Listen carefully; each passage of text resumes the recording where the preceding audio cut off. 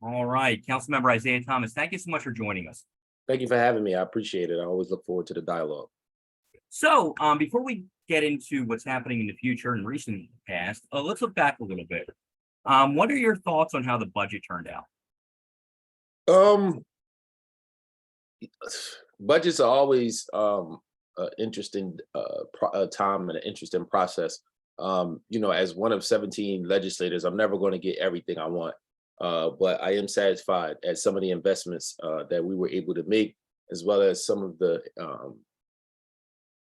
signals we were able to send out there as it relates to city council. Clearly, we're operating in a time where we have a surplus. So I was excited to see more dollars spent on prevention-based initiatives, from stuff we're doing around Philly Hoops Legendary Month to investments in the arts and culture to other out of school time based initiatives. That really put a smile on my face. Clearly, I feel like we can do more. Um, We've staffed up on the rec side as well as on the library side. We know we need capital investment there as well too, but the hours of operations are there. I think those are some of the highlights and things that I'm proud of as it relates to the budget. We were able to pass a tax cut as well too, which I think is the right direction to go in coming out of the pandemic. The pandemic taught us a couple of things. It taught us, number one, that people have learned to adapt and work from anywhere. And when that happens, it leads to number two, which is that as a city, we rely more on our wage tax, and we have a tax structure where taxes can move to the point where as though we lost more revenue than any other major city in the entire country besides Detroit when the pandemic hit. So what are we doing to help grow the base? What are we doing to make sure that people understand Philadelphia is open for business? We want to encourage people to start their business, keep their business, and grow their business here.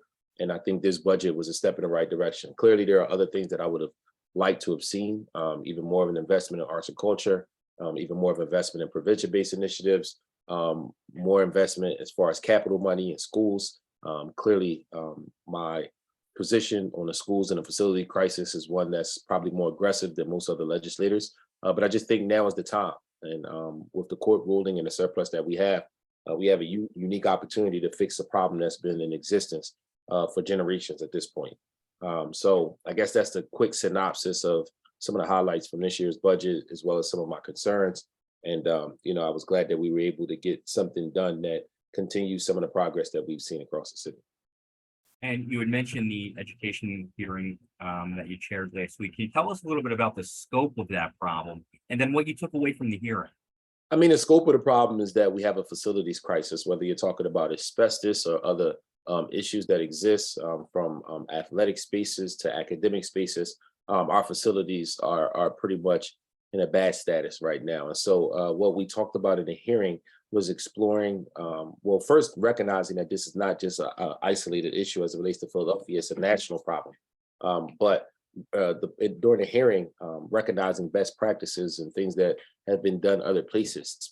You're talking about a massive overhaul as it relates to seeing improvement in a lot of different schools. The hearing was to, number one, explore best practices and things that took place in other areas, but then also try to see if the appetite is here as it relates to the powers that be in the city of Philadelphia to have a third party, to have another entity where we can pour a significant amount of money in to try to see what that can do to be more efficient and effective as it relates to building new school buildings. And, coming out of that hearing, you had people from Rhode Island, people from Maryland who came in to talk about different things that they do in their areas. Did you hear anything that you thought, oh, that might work here, or is it still kind of a work in progress? I mean, of course, it's a work in progress, but I think they gave us a lot to think about. They were able to listen to some of the plans that the school district of Philadelphia has, and they were able to, offer a few more recommendations as it relates to operating costs and other things that we know we'll need in order to put a quality plan together. So, we heard recommendations and ideas around creating the actual plan, what components of the plan needs to be there, who should be a part, who should be in the kitchen, helping bake that particular plan, what type of credentials and experiences are needed.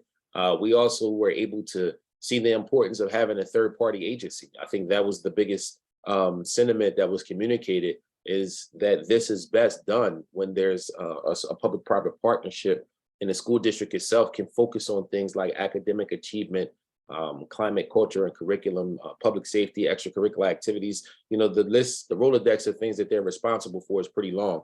And I think the common thread that we found was that if we can pull the responsibility of building new facilities away from the district and have a third party focus on that, not only will it give us an opportunity to see every dollar that's invested, that's earmarked for facilities, go to facilities, it will give us an opportunity to assure that the work is being done while other holes are being filled as it relates to the education system.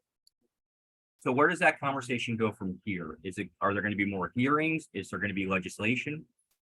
So the next step for us is to try to organize the support that we need from the proper parties to be able to make this an actual thing.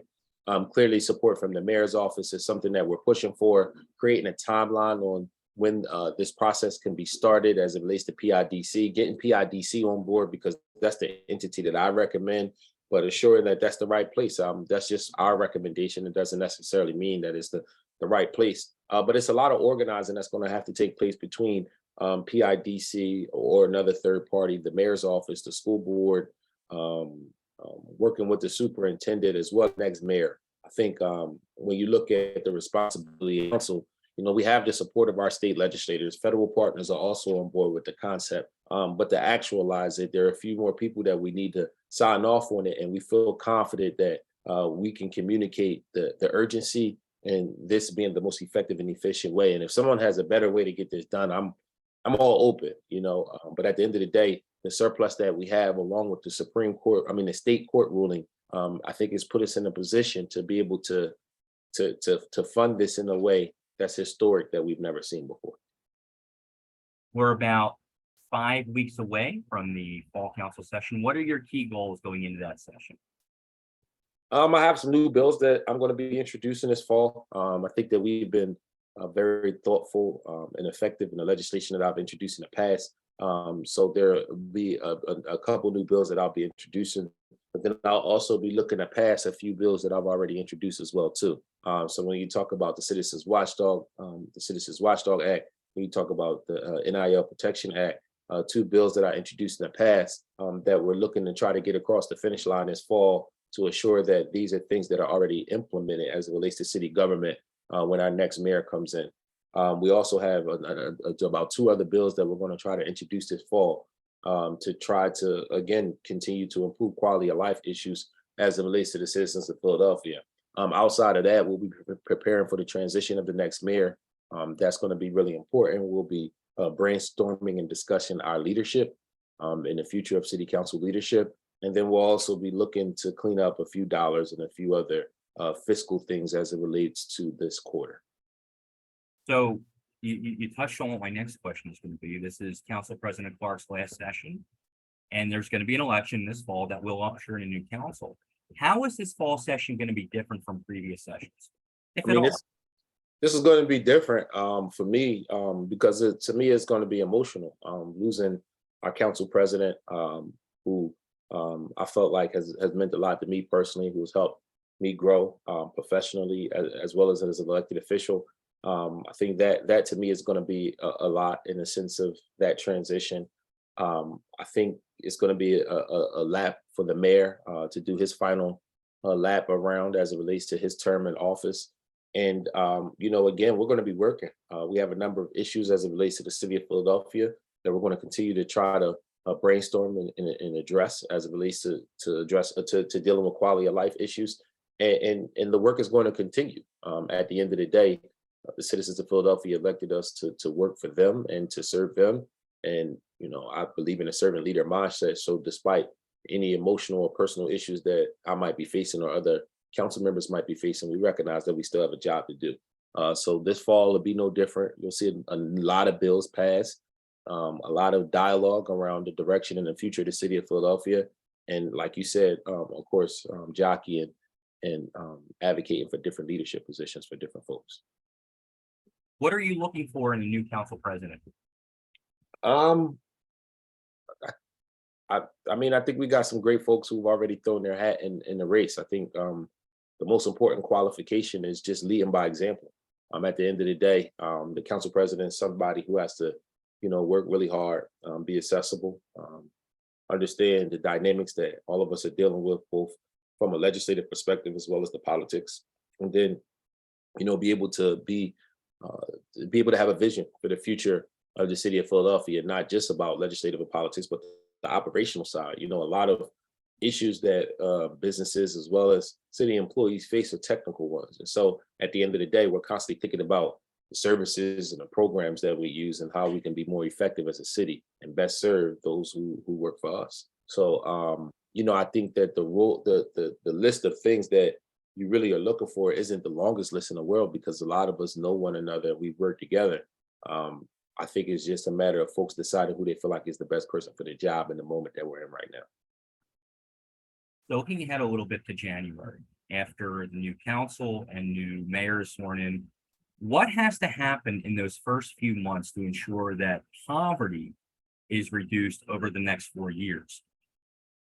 Well, I think when you talk about the first 4 months, the most important thing is to build some type of camaraderie as it relates to a working relationship between the members of the legislative branch of government, first and foremost, because there'll be a lot of new people as well as people who are one term or under. There'll be more of us who've done one term or under than people who've done more than one term. So developing some type of working relationship as legislators and as elected officials as it relates to how we get things done, but then developing a working relationship with the mayor. I wouldn't say there's one or two things that should happen right away to address poverty. When you're talking about addressing poverty, I think the most important thing you can do is, number one, give people an opportunity to get a quality education, which goes back to what we're trying to do around facilities and other issues that we're trying to address as it relates to climate, culture, and curriculum.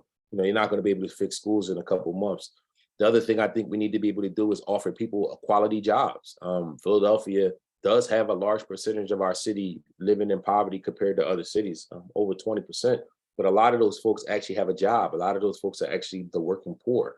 So at the end of the day, we need to advocate and fight for quality wages. And it's hard to do that coming out of a pandemic, when a business can decide to relocate right outside of the city of Philadelphia and pay a significantly amount less in taxes as they would if they were in Center City or another part of the city of Philadelphia that doesn't give you those type of tax exemptions like they give you down at the Navy Yard. So at the end of the day, a lot of people are questioning whether or not they should keep their business here. And if you don't rely on the foot traffic, like a restaurant or maybe a barbershop or a beauty salon, it's hard to convince people to stay here right now. And so at the end of the day, that's a big part of what our agenda has to be, is figuring out if we really want to move people out of poverty, how do we do so when, the national agenda really deals with things like inflation and cost of living and things of that capacity. But locally, we're not providing competitive jobs and competitive schools and opportunities to earn quality credentials and a quality education so people can compete in today's market. It's a complicated problem that will be impossible to fix in the first couple months. But I think the important side is being conscious of that the problem exists and having a working relationship with one another to be able to address these issues. But I'll say it time and time again, I've been very consistent.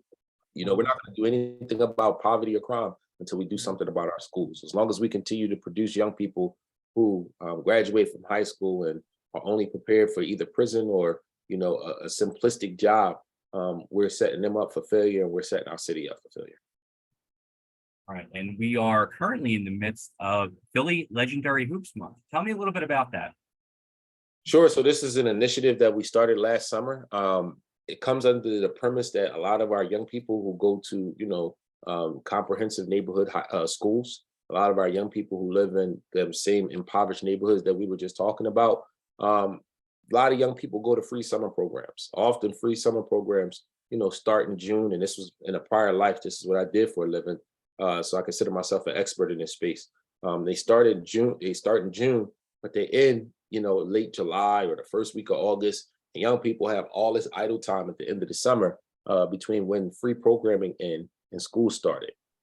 So we decided to bring a lot of the people who are already doing great programming together under the basketball umbrella of Philly Legendary Hoop Summer. And basically what we have is a coalition of people who offer a lot of different programs and services for young people throughout the course of the city that has now, for the first time for most of these organizations, received some type of funding and support from the city of Philadelphia, but B also because we see a united effort. It puts us in a position where we can market and provide more programs and services to young people all across the city. So whether you're talking about camps, clinics, leagues, the Danny Rump Classic, which championship is the night, this is a great time to show that basketball is a big part of the DNA of the city of Philadelphia, and also to show that our young people can convene and come together in spaces and places that are positive, and there be no incidents. I was at the Rump Classic. I've been at the Chosen League. I've went to other events across the city of Philadelphia, and there are a ton more as it relates to Philly Legendary Hoops Month. And you know, these events are really part of the DNA and the culture of Philadelphia, and they also show another side of the positivity that exists within our young people and the creativity that exists within their skill set, right? Because just because it's basketball doesn't mean that that's the only thing being showcased. When I went to the Rump Classic the other day, I seen about 30 different photographers, young people who had press passes, who were able to be on the court taking pictures of NBA players and Philly legends like Allen Iverson, you know, children being able to meet some of their idols who often aren't in the city, but come into the city this month to see family and friends, to work out and stay in shape, but also to participate in Philly Legendary Hoops Month. So we're really excited about the product that we have, and we think that it's only going to get bigger and better year after year. All right, Councilmember Isaiah Thomas, thank you so much for joining us.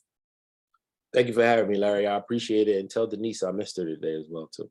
She is actually in Birmingham, Alabama, Oh, waiting smart. for her flight home because she was Smart. delayed. I wonder why. Well, thank you again. All right.